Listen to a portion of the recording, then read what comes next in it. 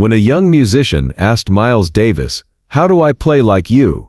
Miles's answer changed jazz education forever. Instead of giving technical advice or sharing practice routines, Miles delivered a response that redirected the entire approach to learning music. "Don't play like me. Find your own voice." This wasn't just advice about musical development. It was a revolutionary philosophy that challenged everything the jazz world believed about how great musicians were created. The conversation that followed became legendary among music educators and changed how an entire generation learned to approach their instruments. It was a crisp October evening in 1959 at the Five Spot Cafe in New York City, and Miles Davis had just finished performing with his quintet to a packed house of jazz enthusiasts and fellow musicians.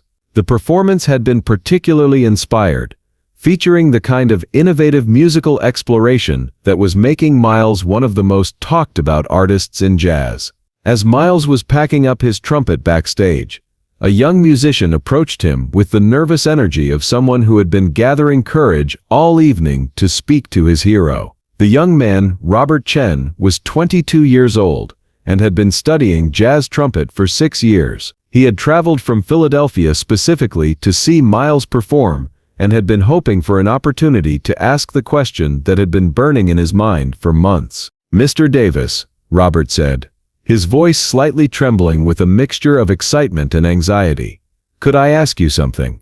Miles looked up from his trumpet case, studying the young man's face with those penetrating eyes that had made countless musicians feel both intimidated and inspired. Robert was clearly serious about music. His call-used fingertips and the worn trumpet case he carried suggested long hours of practice and dedication. "What's on your mind?"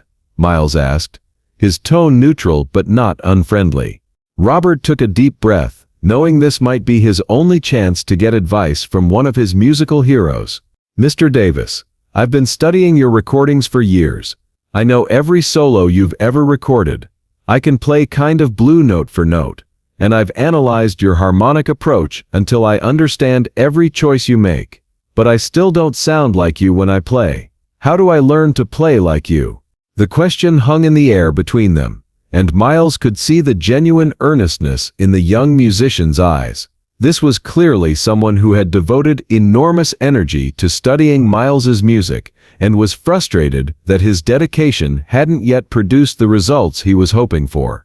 Miles set down his trumpet and looked directly at Robert with an expression that was both serious and slightly concerned. "Son," Miles said, his voice carrying the authority of someone who had spent decades thinking about musical development and artistic identity, "you're asking the wrong question." Robert looked confused, wondering whether he had somehow offended his musical hero or asked something inappropriate. "I don't understand, Mr. Davis. I just want to learn how to develop the kind of sound and approach that you have. Isn't that how you learn jazz? By studying the masters and learning their techniques?" Miles sat down on a nearby chair and gestured for Robert to sit as well. This was clearly going to require a longer conversation than a quick backstage exchange. "Robert," Miles said, using the young man's name with a warmth that immediately put him at ease, "let me ask you something. When you listen to Charlie Parker, do you hear someone who sounds like Louis Armstrong?" "No, of course not," Robert replied, wondering where Miles was heading with this question. "When you listen to Dizzy Gillespie, do you hear someone who sounds like Roy Eldridge?" "No, they're completely different players." "Exactly," Miles said, leaning forward with the intensity that characterized his most important musical conversations. "And when you listen to me, do you hear someone who sounds like any of those players?" Robert was beginning to understand the direction of Miles's thinking. "No, you have your own sound. That's what makes you special." "Now you're getting somewhere," Miles said. "Every great musician in jazz history became great not because they learned to copy someone else perfectly, but because they developed something that was uniquely their own. You're spending all your energy trying to sound like me, but what the music really needs is for you to sound like you." This perspective was completely foreign to everything Robert had been taught about musical education.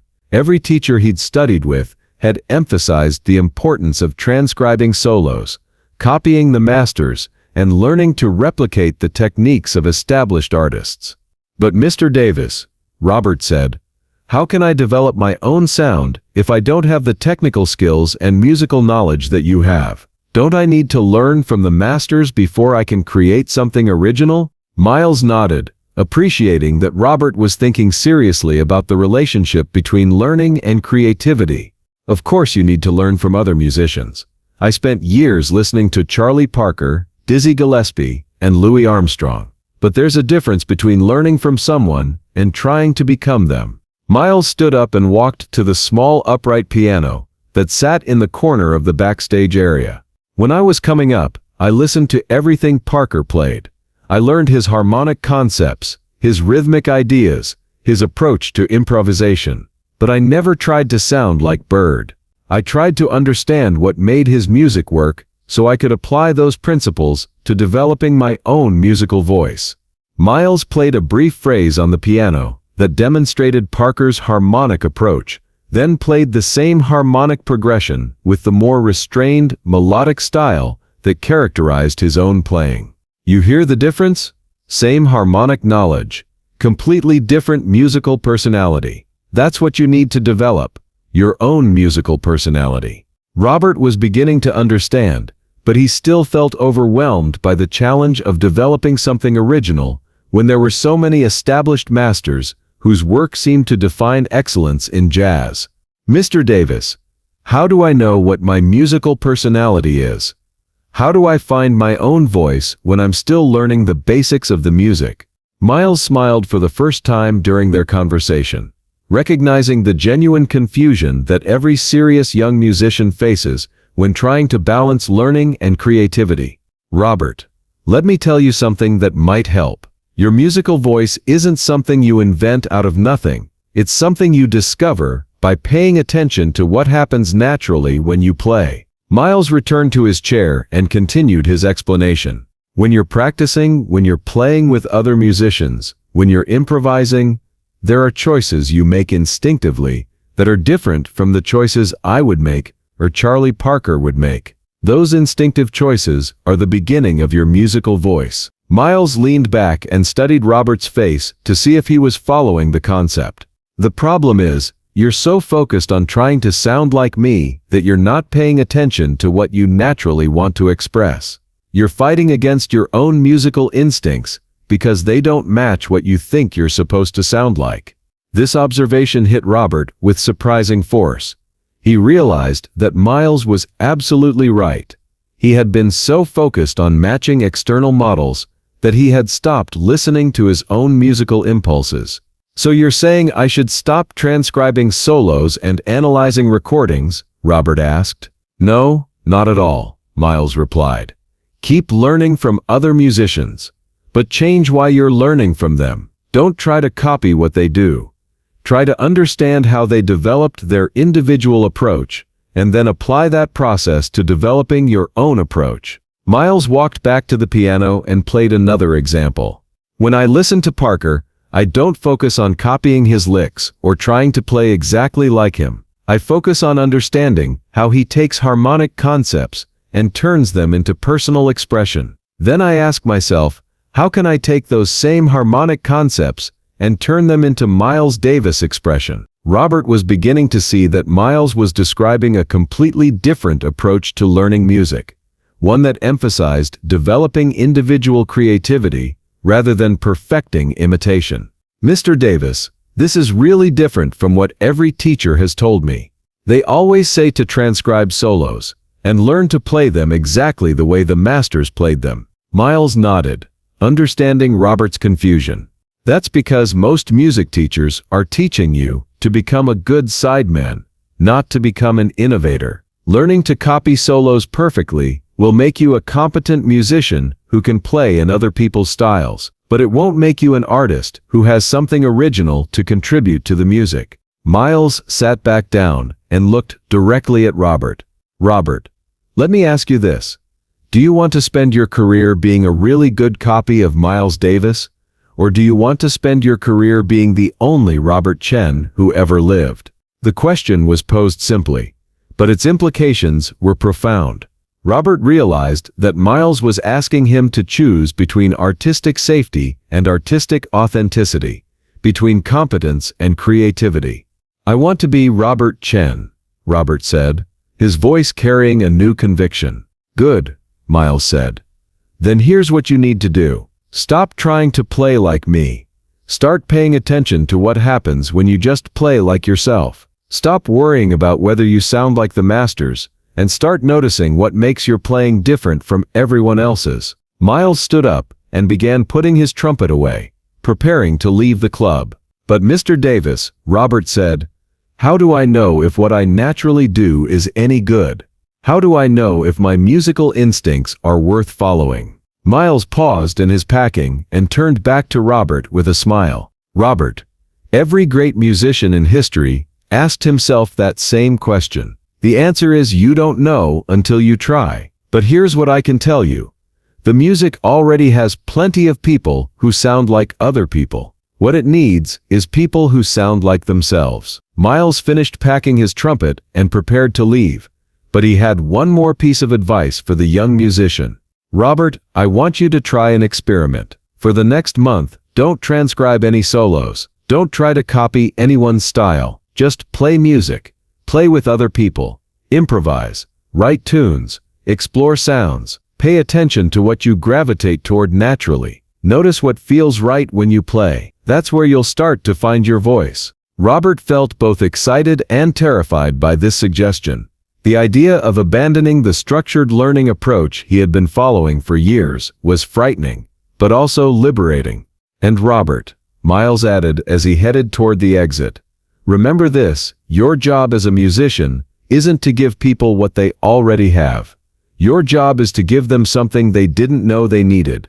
3 months later, Robert sent Miles a recording of music he had been developing using the approach they had discussed. The recording featured compositions and improvisations that clearly showed the influence of Miles's musical concepts, but expressed through Robert's own musical personality. The music was recognizably influenced by modern jazz principles, but had a distinctive character that was uniquely Robert's own.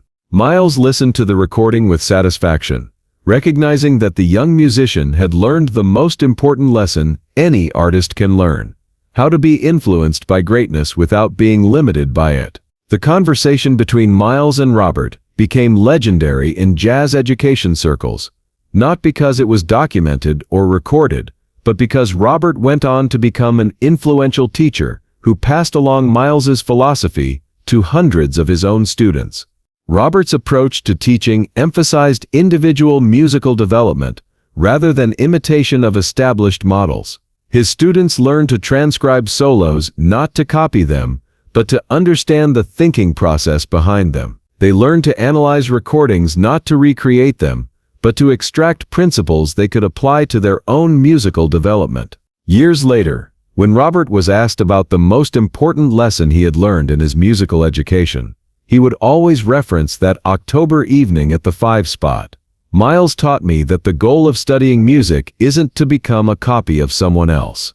The goal is to become the best version of yourself." The philosophy that Miles shared with Robert that night represented a revolution in how jazz education approached artistic development. Instead of measuring success by how accurately students could reproduce existing music, it measured success by how effectively students could develop their own artistic voice. This approach influenced an entire generation of musicians who learned to balance respect for tradition with commitment to individual expression. They understood that honoring the legacy of jazz meant adding their own chapter to its story, not simply repeating chapters that had already been written. The lesson from Miles's advice to Robert extends far beyond music education.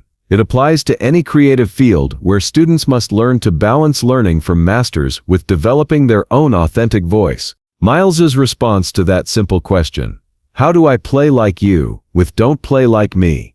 Find your own voice," became one of the most quoted pieces of advice in music education history. It reminded every aspiring artist that the ultimate goal of learning from greatness isn't imitation, but inspiration to discover what makes you unique and valuable as a creative individual. If this incredible story of artistic authenticity and the revolution in creative education inspired you, make sure to subscribe and hit that notification bell. Share this video with someone who needs to understand that the goal of learning from masters isn't to become a copy, but to become authentically yourself. Have you ever struggled with balancing learning from others while developing your own unique approach? Let us know in the comments, and don't forget to check out more stories about the moments when great teachers changed how we think about creativity and individual artistic development.